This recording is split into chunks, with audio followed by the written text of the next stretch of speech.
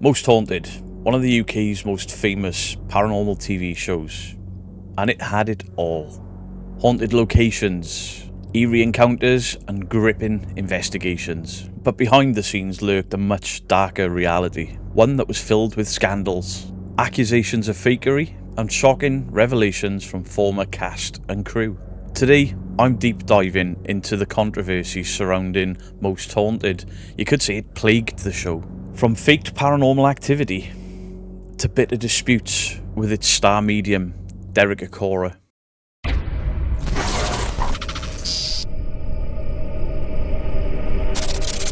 Most Haunted first aired in May 2002, and it was led by Yvette Fielding, a children's TV presenter, and her husband Carl Beattie. Carl Beattie being a producer and the owner of Antics TV Productions. They, along with a team of psychic mediums, investigators and parapsychologists, ventured into some of the UK's most haunted locations. And the show quickly gained a huge following, with viewers fascinated by the seemingly paranormal encounters. But while fans are glued to the screens, skeptics and experts were beginning to raise doubts about the authenticity of the events portrayed in the show. And it wasn't long before cracks started to appear in the show's creepy facade.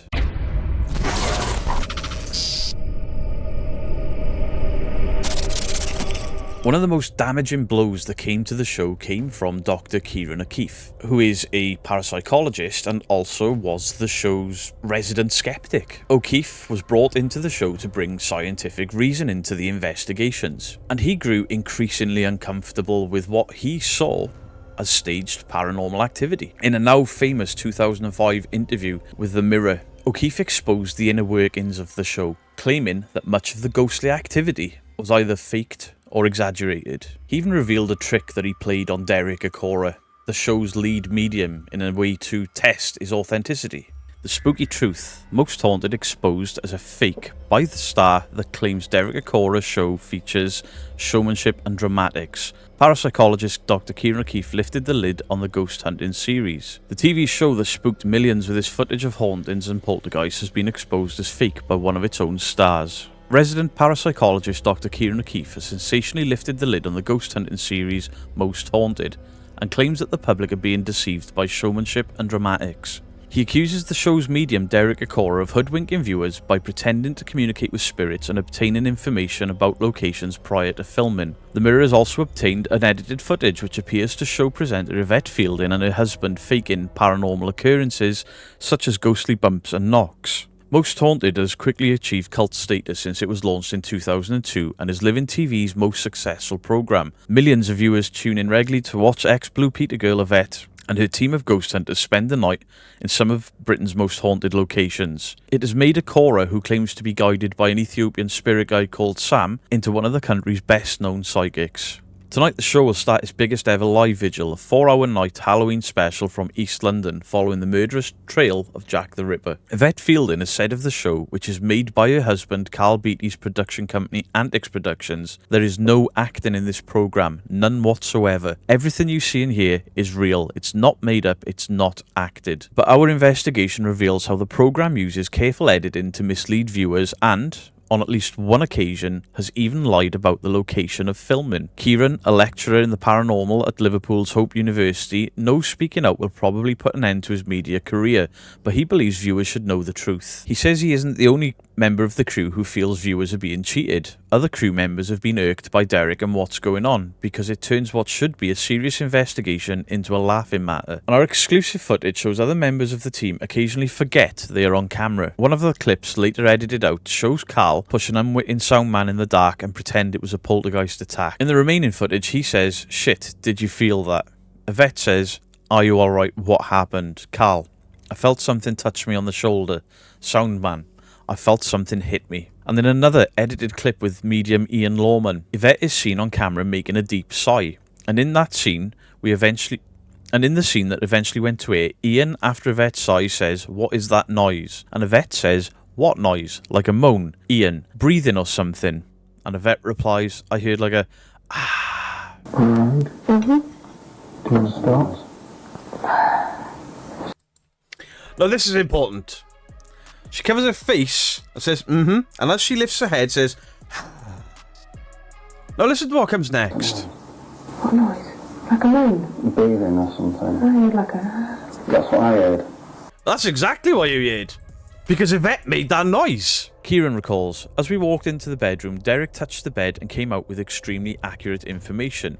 He insisted he got all of the information just from touching the bed, but it was the wrong bed. Antics Production claims the mediums have no idea where they are filming or know any details about the history of the locations. But Kieran says Derek must have had prior knowledge of the locations, so he devised a plan to see if Derek was deliberately deceiving the public. While on a shoot at Bodmin Jail, he invented a long-dead South African jailer called Creed Kafer, an anagram of Derek Baker. Kieran says, I wrote the name down and asked another member of the crew to mention it to Derek before filming. I honestly didn't think Derek would take the bait, but during filming he actually got possessed by my fictional character. Is he telling you something, Derek?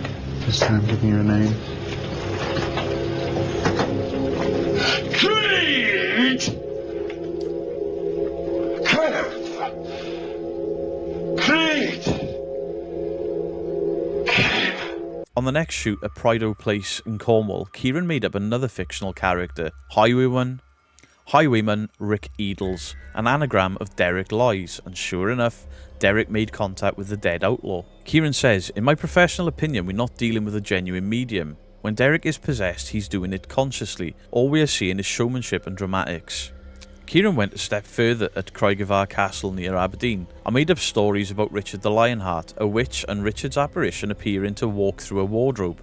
The lion, the witch, and the wardrobe. True to form, Derek mentioned all of Kieran's stories, even though Richard I reigned 500 years before Craigivar Castle was built. The final straw came last month when Most Haunted presented a 3-night special from Manchester. On the second evening, the show claimed to be broadcasting live from the site of Cheadle's Victorian Asylum, a place where, according to presenter David Bull, thousands died in torment. In fact, they were a derelict remains of Barnes Convalescence Home where nobody died in torment. Kieran remembers, Derek was communicating with spirits that sounded as if they'd been in an asylum, but it was never an asylum. Yesterday, the Mirror confronted Derek Akora with Kieran's allegations, and he told us, I've worked with Kieran for many shows and he's got every right to say what he says. Derek then saying, however, it does shock and surprise me. Not only do I believe that I'm a genuine medium, I live my work 24 hours a day. If I thought that I wasn't a true medium, I wouldn't work as one. A spokesperson for Living TV said Kieran O'Keefe has worked as the show's official skeptic for 18 months, and during this time has not brought any of his concerns to our attention. Living TV has not seen any of your filmed evidence, but will fully investigate your claims. In another interview, Kieran bluntly stated, in my professional opinion, the majority of the show is a fraud, and he went on to describe instances where crew members were encouraged to create noises off camera or to manipulate the environment to produce paranormal activity. And according to O'Keefe, this was all done just to keep up the drama and to ensure that there was enough tension to keep viewers hooked.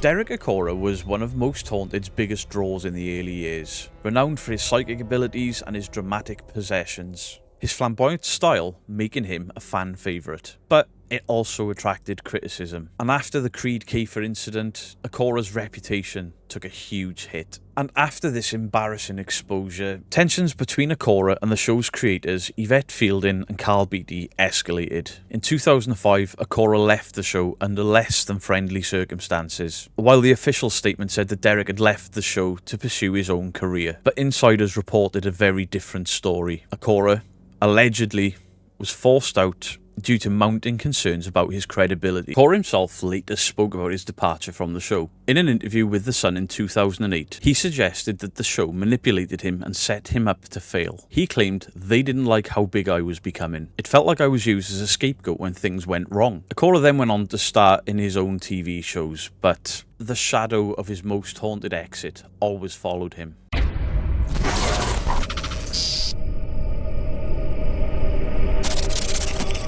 As the controversies grew, more former employees of Most Haunted came forward with their own stories. They added fuel to the fire. One of the most damning testimonials came from former cameraman Julian Clegg. Julian worked with the show in its very early years. In an interview with the Daily Mail, November 3rd, 2005, Clegg claimed that the supernatural or paranormal activity was often staged or exaggerated. He recalls being told to throw stones off camera. or to manipulate objects to seem like they were seemingly moving of their own accord. And according to Clegg, we were constantly encouraged to enhance the action. It was never about the truth, only about making good television. And Clegg wasn't the only former crew member to speak out. Sound technician Jason Carl, who was part of the original crew, also expressed his concerns about the direction that the show was taking. In an interview with The Guardian on November the 12th, 2005, Carl described how natural sounds like creaking floorboards or the wind were amplified and edited in post-production to sound more sinister. The goal was to make everything spooky, even if there was a perfectly logical explanation, he explained.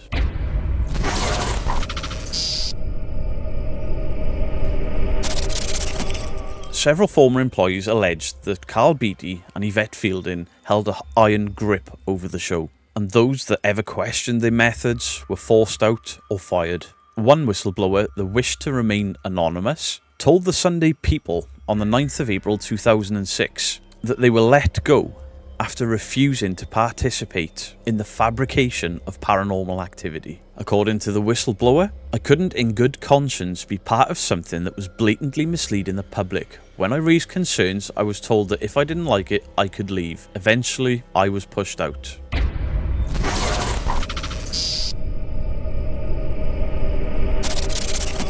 Despite the avalanche of accusations, Yvette Fielding and Carl Beattie constantly denied any wrongdoing. In numerous interviews, Fielding has defended the integrity of the show, insisting that the investigations were genuine and that any paranormal activity caught on camera was real. In a 2008 interview with The Sun, Fielding hit back against the allegations, stating, "I'm sick of people saying we faked things. We're doing a real investigation. What happens, happens." She also dismissed Dr. Kieran O'Keefe's claims as the words of a bitter skeptic, accusing him of trying to discredit the show for personal gain. But Fielding and Beattie's firm stance has done very little to quell the controversy, but their loyal fan base stayed intact for years. Even after the numerous scandals, Most Haunted continued to show new episodes, proving that even bad publicity couldn't derail the show.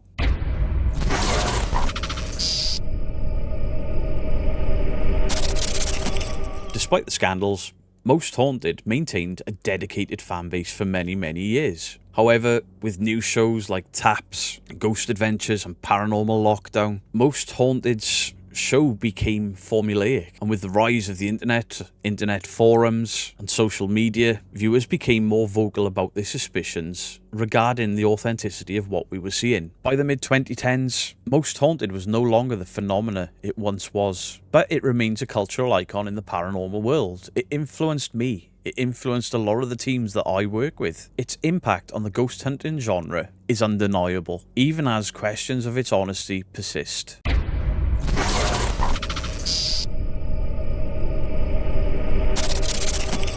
So, was Most Haunted truly capturing supernatural encounters? Or was it all just smoke and mirrors? The testimony of former employees added with the damning Creed Kafer incident? It paints a troubled picture of the show that seemed to have been more focused on entertainment than a genuine paranormal investigation. Whether you believe in Most Haunted or not, and I don't, it serves as a cautionary tale about the blurred line between entertainment and reality. Now, my feelings on Most Haunted are already out there for people to see. I've done a live stream. I'm going to do a few more live streams about them. I've covered them in separate episodes where I've debunked footage. But let me know in the comment section down below, what do you think? Do you think they started initially as a real thing? Or were they always fake? Were they always staging things for entertainment? Was it all nothing but a clever hoax? Genuinely, I look forward to reading your comments in the comment section down below. Much love to you all. Beardo, out. Oh, what's this? So we've got a vet. There's Mr. Bat in the background, the demonologist, and whoever this guy is. It looks like they replaced Kieran O'Keefe for Pound Shop Kieran O'Keefe. Yes, I'm being sarcastic because this show ruined paranormal for me. Uncle. What's he looking at? What's he looking at? I thought I saw something as well. I thought there was a definite flicker. How did he think he was going to get away with that? We'll slow it down.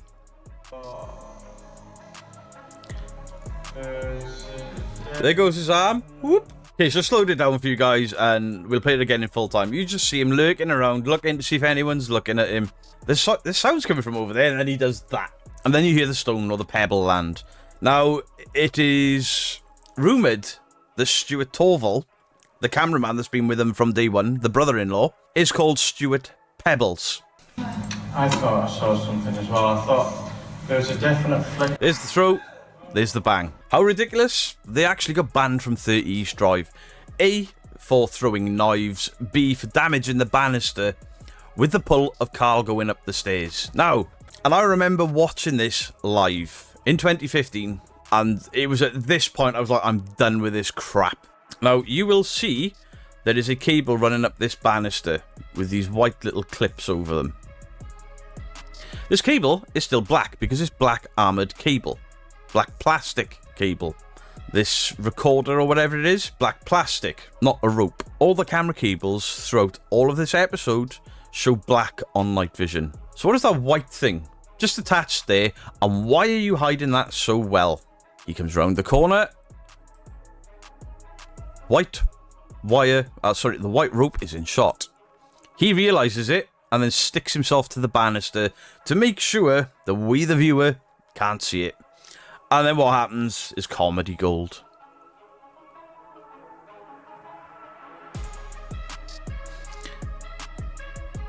This position where you crouch, knees tucked in, elbows tucked in, clasp your hands. That is him readying himself for an impact or a pull. He's got his head rolled forward. This is to stop yourself from getting hurt when you're yanked backwards. It's also worth noting he's got an earpiece with a black cable that's still black. That's asked a question about the live show and the cable that was attached to me.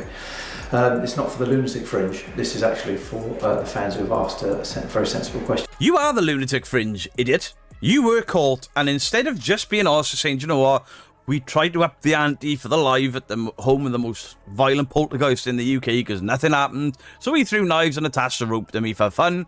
You tried to insult your viewers' intelligence, and anyone that disagrees with you are the Lunatic Fringe. Cables wrapped around from the trucks into the house and around the house to make it Yes, they were, and they were all black, even on night vision. work. What we do is, so we don't jog the camera, is standard practice. This actually makes sense. But what doesn't make sense is that cable showing up as white on your night vision, and the fact that it was already taut, and, you know, it wasn't looped through the back of your jeans, was it? It was tied to the side of you to pull you. In fact, if you go to 30 East Drive, you can see the little carve in the banister with the rope burnt through. So now, old Beatty insults our intelligence again by recreating the cable. But he does it in daylight, not in night vision. I've actually moved to the stairs because I heard a noise. I felt the pull on my cable, so what I've done is I've gone as far as I can down the stairs. I've had to to crouch down because of the headroom on the camera at the bottom of the stairs. I didn't quite know where it was, but I assumed that I needed to crouch down. And then they go into night vision to show how wrong we all are. And the cable is still black. It was a different brand of cable. They put out nearly a 4-minute video years later to dismiss all of us naysayers, and they cocked it up because he goes into night vision and the cable is black, not white. Carl Beatty, you have just joined the ranks of Lee. You're a tit. Like a chain being dragged. Yes, I'm more the feeling than. Yeah, there's a chain. There's a bang and a chain being dragged. We all heard it. A bang and a chain being dragged. This is Fred.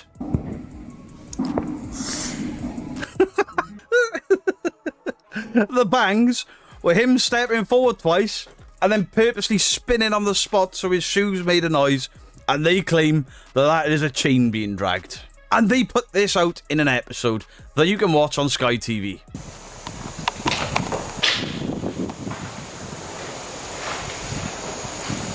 Whoops. Whoops-a-daisy. Oops. Did you see what I just saw?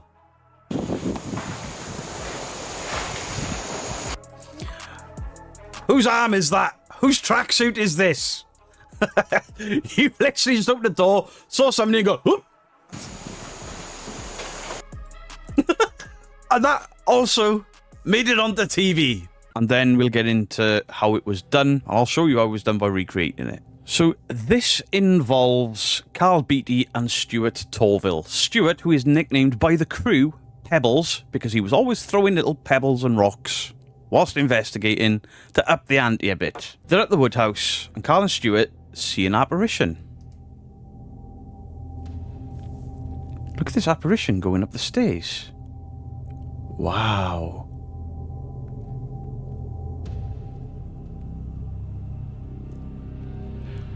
Why, that apparition is wearing what looks like a bomber jacket and a pair of jeans. Okay, it's pixelated, but that looks like a very modern ghost. Now, the reason I want to show this is, hopefully this will show Carl and Stuart, them walking in front of the camera, and you seeing that this is Stuart's, this image is Stuart walking up those stairs. It's just been overlaid over a blank slate video, and I'll explain all that in a second. Done it. I can see it now. Go for it, go for Look, it. they're dressed exactly the same way. Okay. Come on if you hit.